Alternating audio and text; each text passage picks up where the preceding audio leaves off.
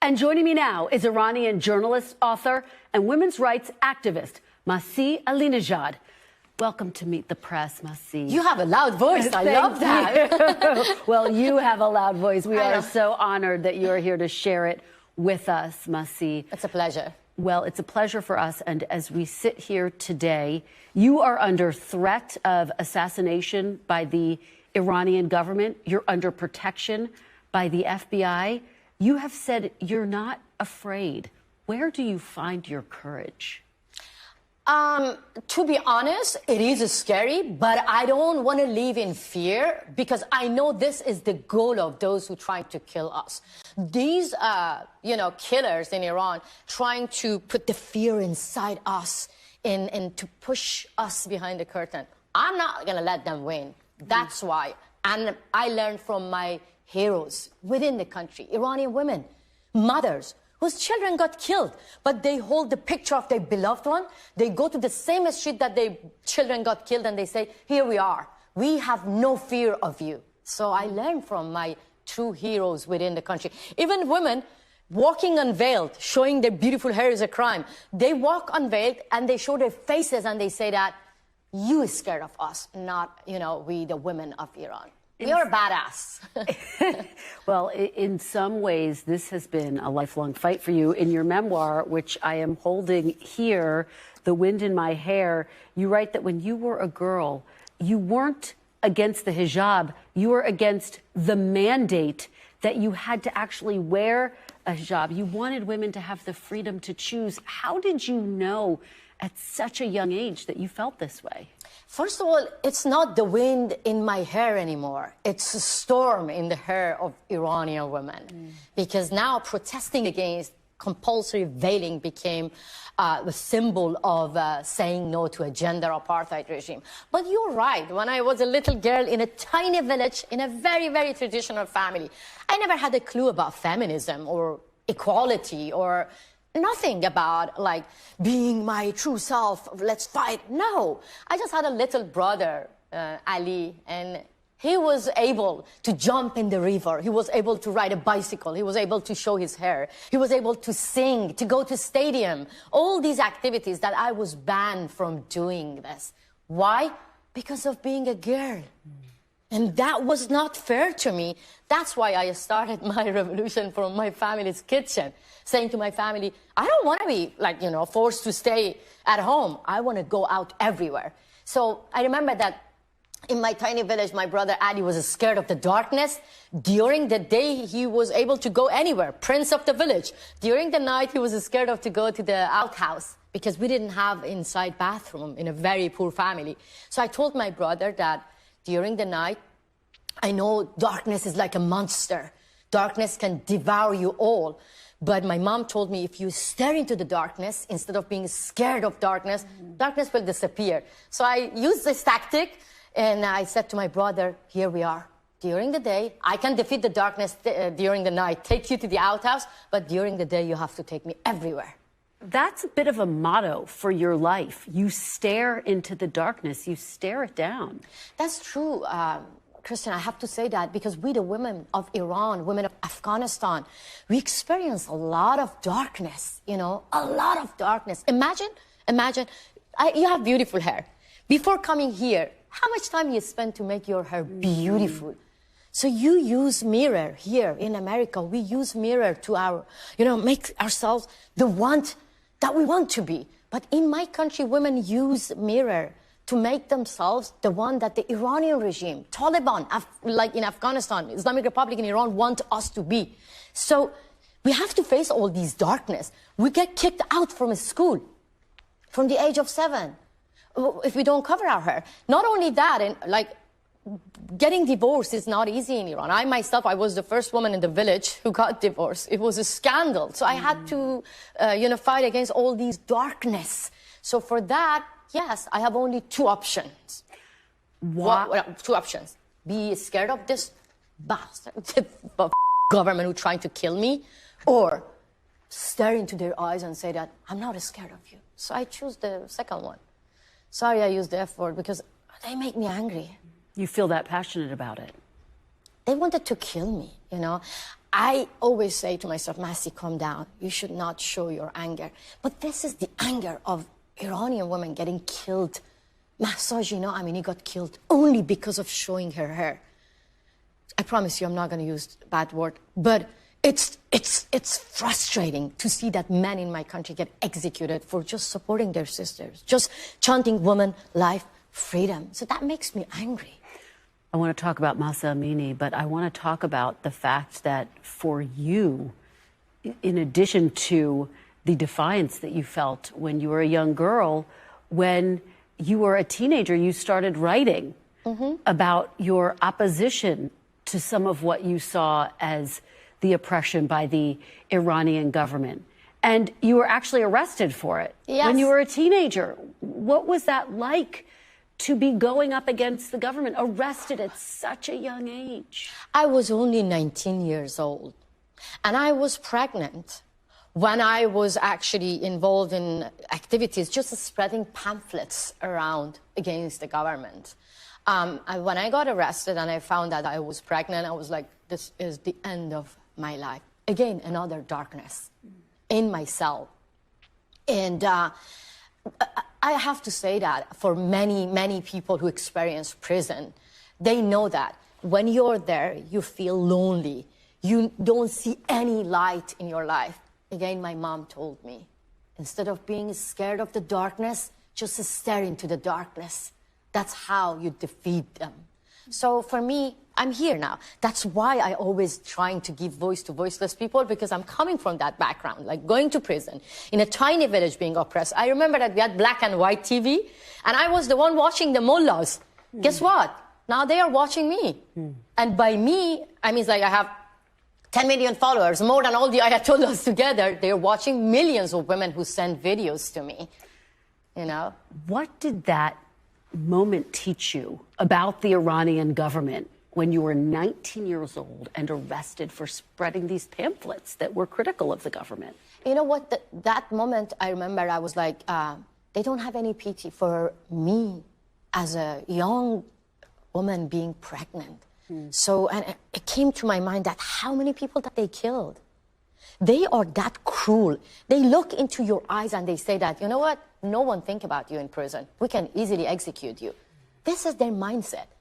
And now I see that they're doing to a lot of teenagers, like my age. They kill them. They rape them in prison. That was another fear of mine, like in prison, that what are they going to do?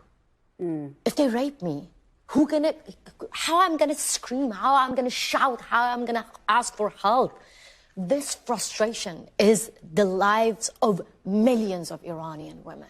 I know that you want to tell about, you know, the audiences about my personal stories, and I always get, you know, to the women in Iran because I was the victim of this government, and I decided to be a warrior, and that's why I don't want to tell them that, hey, you actually broke me many times.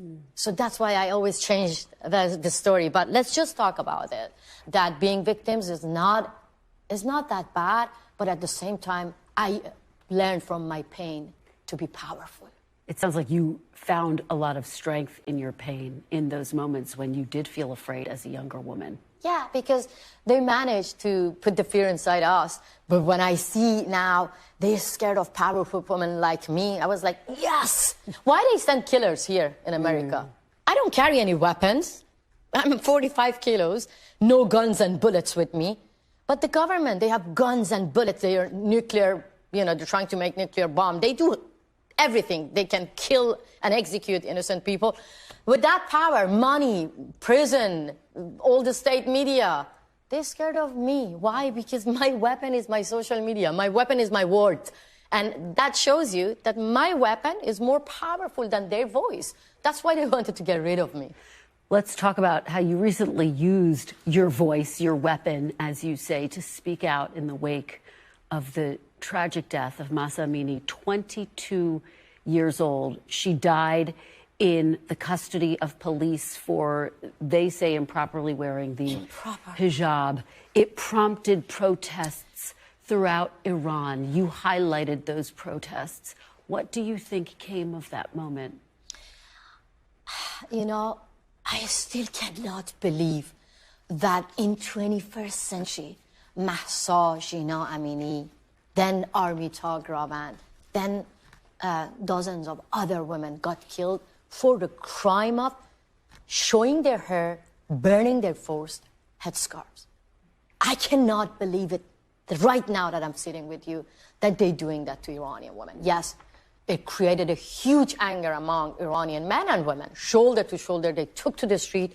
They started to say that we want an end for this barbaric regime. And I believe that the flame of the revolution is still burning. Maybe you don't see it in like CNN, MSNBC, NBC, Fox News, Channel 4, BBC, but I see that the number of women who, practice their civil disobedience increased for sure. You are saying you think that there will still be change in the wake of the death of Mahsa Amini, because we have not seen that yet. And some people look at the protests and wonder, why wasn't there reform in the wake of those protests, in the wake of all of those voices coming together? You know why? Because I have to say that the level of the brutality is very high. But let's be very honest. Revolution have different phases. In many countries in the history, it took, years.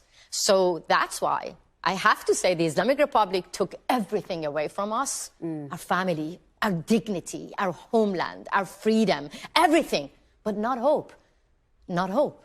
That's why I believe that sooner or later we will bring this regime down. And I'm going to invite you to my beautiful country.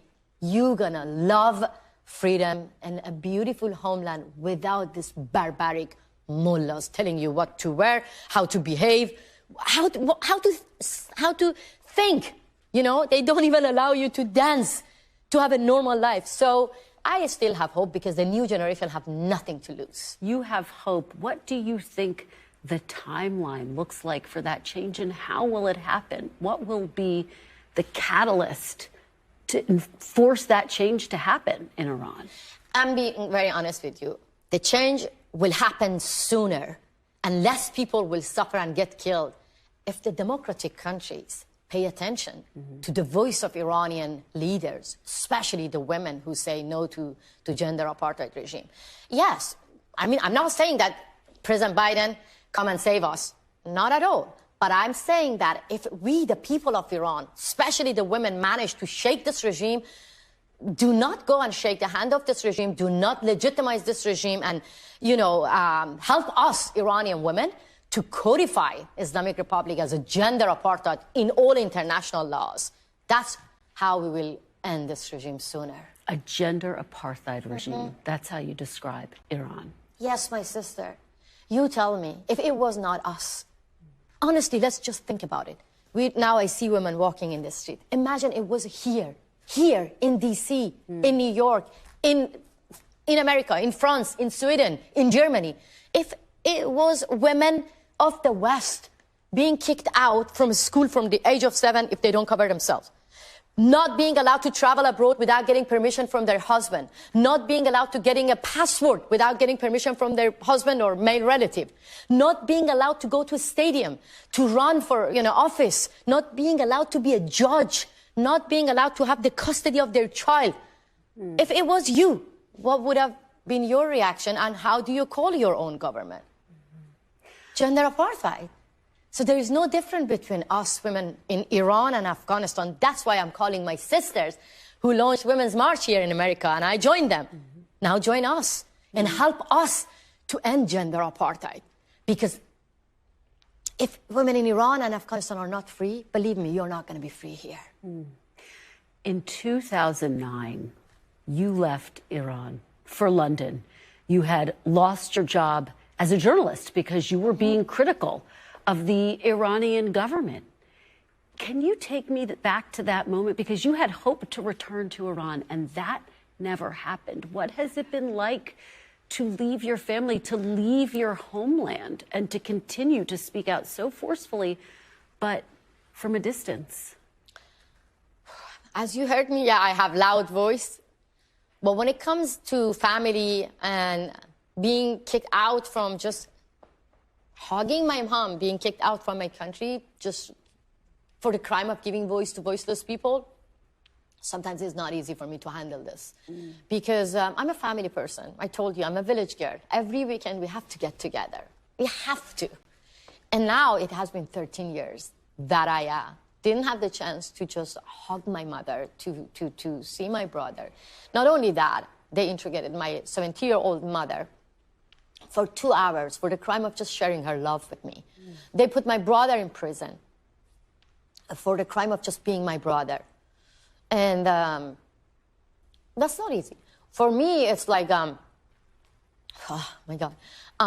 Take a minute. Imagine it's like a New Year, Christmas Eve, like different occasion goes, and then I sit here and I tell myself that, wow, I don't know when I'm gonna hug them. I'm not even sure whether I'm gonna have the chance to see them, my mom and my father, they're really old. But this is the mindset of the regime, that they believe that you don't deserve to be among your family if you say that, I want to be free, I want to be happy, I want to have a secular democracy. And yeah, they kicked me out from Iran, but they couldn't manage to take Iran out of me. I'm still there. I'm still there. Through my social media, every single day, I have bigger family. I'm in touch with them. Your mom is obviously a huge part of your life, and I can feel and see the emotion when you talk about the fact that you haven't seen her for more than 13 years now. Is that in some ways the cruelest part of all of this for you? That's my weakness. Do you have a picture of my mom? She's very brave and she's my hero. She's not even able to read and write, but she is a true feminist, and she taught me how to be strong. And it's not easy for me to be away from my mom. I'm very sorry. Nothing to be sorry for. Take your time. I wake up every day out of fear of losing her without being able to hug her. And this is the situation of millions of Iranian people living even in exile or inside Iran. This is the government. They ruined families, many families. But I have hope. I have hope. I'm not sure whether I have hope, but whether I can see her or not, but yeah, this is painful. Talk to me about... I'm so sorry. That's okay. Please don't apologize. I do want to... That's my weakness. I know. Yeah. That's why the Iranian regime found my weakness, and they tried to take me to Turkey by trying to convince my family. They knew that I'm broken without hugging my family, so they wanted to use this against me. So they said to my family members, bring them to Turkey, and they wanted to convince me to go to Turkey and hug them. So my brother exposed the kidnapping plot. Sorry, so let me get you strong. You learned so much. Take a moment. You have learned so much of your strength, obviously, from your mom, and you write about that in your book. You talk about the fact that she stood up to people who were more powerful than she was, to a school administrator, to other officials. What's one moment that stands out to you when you really looked at your mom and said, wow, that's strength? Wow. Everything about my mom. When I got kicked out from high school just because of criticizing the principal, she came and she said that, wait a minute, you're going to kick out my daughter because she's not good enough? Then what's the point that you are here if you cannot handle a person who criticizes you? So the good ones are good, so leave them behind. It's not easy to handle the good students.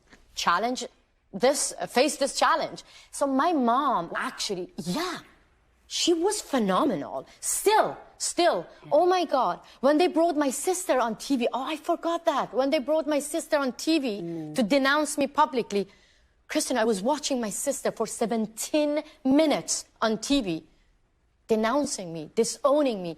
And that was the moment I was crying and watching her. I remember my husband was like, stop, why are you doing this? And I was like, you know, I'm waiting for my mom. She didn't show up. So my mom said to the interrogators, to Iranian intelligence service, I can set fire on myself and kill myself, but I'm not going to go on TV and disown my daughter. That's my mom. Wow. That's the Iranian mothers who are now fighting against the Islamic Republic. Mothers for justice. Wow. When you think about your brother who was detained, the fact that you haven't seen your mother, as you say, your sister forced to speak out and denounce you, how do you get through that your family has been brought into this and impacted by your activism? That's a very good question. You know why? Because the Iranian regime actually putting pressure on your family because they want to put the guilt on your shoulder. You tell yourself every day, does it worth? Like, oh, I'm putting my family under pressure. So, yeah, you're right. For many times I said to myself, wow, because of me, I feel guilty. My niece and nephews are under pressure. My family are under pressure. But that's wrong. The Islamic Republic should be blamed, not me. Those who lashes people, those who kill people, those who arrest people, those who bully girls in the street, those who actually put the family members of, you know, those people who got killed in prison, they have to feel guilty, not me. Because I want to give voice to voiceless people. I'm not a criminal. Those master criminals who rule for Iranian people should be blamed, not me. And that gives me power. The Masih, you're doing a great job and keep doing what you're doing. For everything that you have done and for the fact that you have used your powerful voice to criticize the Iranian regime, as we initially discussed, there is an assassination attempt out against you. What was that like when the FBI first came to you and said that the Iranian government wants to kill you? Can I be honest with you? Because I never said that anywhere. Because of the brainwash, when I saw the FBI, I didn't even trust them. I was like, you know, FBI, police in America, in my mind was like, I shouldn't trust them. I want to thank them for giving second life to me, for, you know, arresting a man with loaded gun in front of my house, for stopping the kidnapping plot. I want to thank the law enforcement in America. Why? Because I'm coming from a country that the government of my birth country trying to kill me, but my adopted country, America, trying to protect me. And that's beautiful. And every single day, I tell my friends and family, don't complain about a small thing. You know, I survived the assassination plot, and I appreciate every single freedom that I have here in America. So for me, it's beautiful that I am alive to see an Iran without these killers. But what bothers me, that I want to use this opportunity and to educate the government, the policymakers in democratic countries that, hey, this is the Iranian regime challenging the U.S. government on U.S. soil. Let's get together and be tough on Islamic terror. What is it like to be under FBI protection? And do you know how long they're prepared to protect you? Now, my life is upside down. So I moved from one safe house to different safe houses. But the thing is, I don't want to live in fear and paranoia. I'm not sure when they're going to stop protecting me. Right now, the White House offered me to go under witness protection. I know the intent, I mean, they want to protect me. That's why they say that. But I don't want to hide myself. It's not in my DNA to change my ID, my name, and my everything and be quiet. That's not me. So, but I'm worried that one day, like Salman Rushdie, after 30 years of the fatwa being issued by the Islamic Republic, some people followed the fatwa and attacked him. So I'm worried that one day the Islamic Republic is going to do that to me. They're not going to give up. But I have only one life. Like millions of Iranian women who sacrificed their life to bring these killers down. I don't care. I don't have any fear. And I keep fighting against this barbaric regime. When you think about the toll that your activism and the Iranian government's response to your activism has taken on you, has taken on your family, are there moments when it doesn't feel worth it? Never, never. Oh my God, you're kidding me? Never. I'm so proud of myself because there were many times I was almost broken. You know, when they executed people, I was like, I'm not getting anywhere. When they arrested my brother, I was like, I'm even putting my family in danger. But no, because freedom is not free. One day, you will see that, okay, I had a tiny part to change the history, to have a free country. And you know, when I have this moment, as you say, I do gardening. I, grow vegetables in my garden. And I make pickles after, I grow cucumbers in my garden, and I make pickle. I go to my neighbors, I knock the door, and I say, can I offer you pickles? So I try to make my neighbors like my family. I fight against this moment that I have. Does it worth it? Of course. So you have to find a way to enjoy your life as well. I'm good at that. You say that you have hope that there will be change in Iran. What do you want to see the U.S. government do and other governments do to bring about that change in your home country? I want the U.S. government to stick with their promises, because dictators are really, really good at delivering their promises. But unfortunately, the democratic countries need to do more, and they're not good at that. Why? Because, when Biden administration say that we stand with the people of Iran, it gives me hope. But I want them to sit down and make concrete decision to get their allies to be as united as dictators. Like, now Khamenei is helping Putin. The war is in the heart of Europe. Khamenei and his gang of killers are helping Hamas. We all saw that how Hamas raped Israeli women and took their lifeless body everywhere and filmed them. This is in the DNA of the Islamic Republic. So we are facing two wars, one in the Middle East, one in the heart of Europe. Islamic Republic is backing both of them. So I want the U.S. government to, take the lead and ask its allies to designate the Revolutionary Guards as a terrorist organization and help us to have an Iran without Islamic Republic. Because, believe me, we, the people of Iran, are better allies compared than these backward mullahs for Americans. You say that you would like to meet personally with President Biden, something that you have not done yet. What would you say to him if you were sitting down with him right now? President Biden, when you were young, you were against apartheid. Now this is gender apartheid in Iran, and you have to be loud. Just name it as it is. And I want him to meet with me because I want to look into his eyes and tell him that when we, the women of Iran, are saying that we want to end this gender apartheid regime, you cannot ignore us.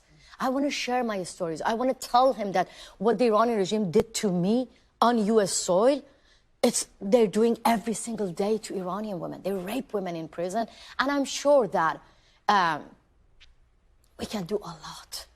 We can do a lot. And if you don't even want to meet with me, I'm not a criminal, then how come the U.S. government trying to negotiate with my killers? That's not fair. So for me, meeting is not just for my personal benefit. I want to give a picture of an Iran without the Islamic Republic, and the U.S. government can have a policy, a strategy for, after these killers. A secular democracy, Iran. They're not ready for that. We, the people of Iran, are ready. So I think a meeting would be great. Are you hopeful that will happen in the new year? I told you that I always have hope. Even if, they for some reason, they don't want to meet with me, but I'm going to talk to them, keep continuing my fight and using my social media to talk with the U.S. government and tell them that we, the people of Iran, are better allies. What do you say to some of your critics who say, actually, your activism is making it tough for the women in Iran? How do you answer your critics? Really? Like, I'm the one that raping women, or I'm giving voice to those who face rape in prison. I am the one executing the protesters, or those inside Iran, using all their power to oppress people, to suppress uprising. This is the tactic of the government, victim blaming. And unfortunately, some in the West, they buy this narrative, but not me. I don't bow to these narrative, and I don't bow to these people who are trying to bully me, to keep me silent by putting the guilt on my shoulder. No. And it's like putting the blame on Ukrainian people and saying that because of you resisting, now a lot of people are getting killed. It's like putting a blame on, like women here. Oh, actually, the Islamic Republic did the same. Khamenei said that it's the fault of the Western women who resist wearing hijab. That's why they get raped. And the Me Too movement is their fault. And he tried to put the blame on the women. So I don't buy that. And I know I'm doing the right thing by giving voice to voiceless people. As you have discussed here, you are fighting for the rights of women in Iran, but really women all over the world, Afghanistan and other regions. What is next in your fight for women's rights globally? Wow, this is what I want to hear. What is next? Because I know that our stories are full of sorrows and sadness, but future is bright if we get together, if we hold our hands and have a women's march here in America for women of Iran and Afghanistan. Imagine that all women across the globe stand shoulder to shoulder and saying that we're not going to go to school, we're not going to go to universities if my sisters in Iran and Afghanistan are not allowed to get an education. That's my dream. My dream is to get women across the globe united against gender apartheid regimes in Iran and Afghanistan. And just finally, what would your mom say if she were sitting here with us today about this moment, about your struggle and fight for women all over this world?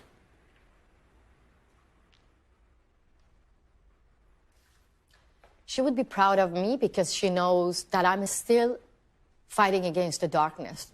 My mom told me that instead of being scared of the darkness, just open your eyes as wide as you can.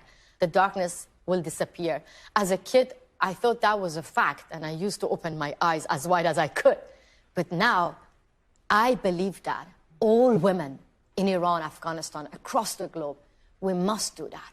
We must open our eyes as wide as we can. We have to stare into the darkness. We have to get shoulder to shoulder and fight against this barbaric mullahs who are killing us. So my mom would be proud of me. Masih Alinejad, thank you so much for sharing your story with us and your courage with us. We really appreciate it. Thank you so much for having me. And I hope one day I can invite you to my beautiful country, Iran. I hope for that as well. Thank you, Masih. Thanks for watching. Stay updated about breaking news and top stories on the NBC News app or follow us on social media.